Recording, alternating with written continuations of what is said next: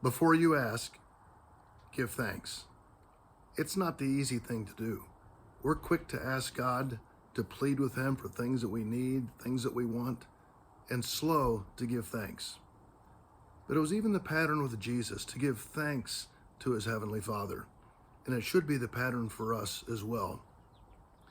When I think of this text of scriptures, we're reminded to pray with thanksgiving.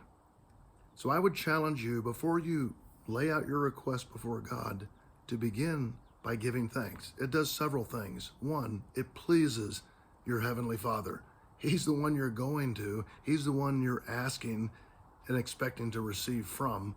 But when He delights that you come with gratitude and thanksgiving, think of the time that Jesus healed the 10 lepers and only one came back to give Him thanks.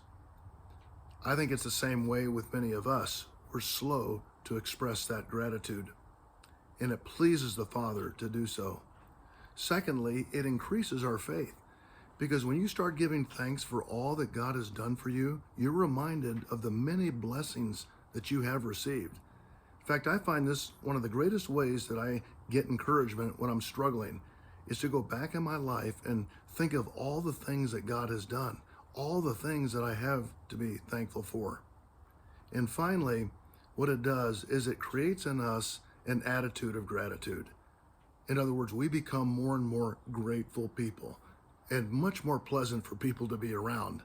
You've been around people who are ungrateful, and you've been around people who are grateful. And so what it creates in us, a thanksgiving spirit. It pleases our Father. It strengthens our faith. So when you think about a need and you want to express to God, before you ask, give thanks. I'm reminded of the text that we read in Philippians chapter 4 and verse 6.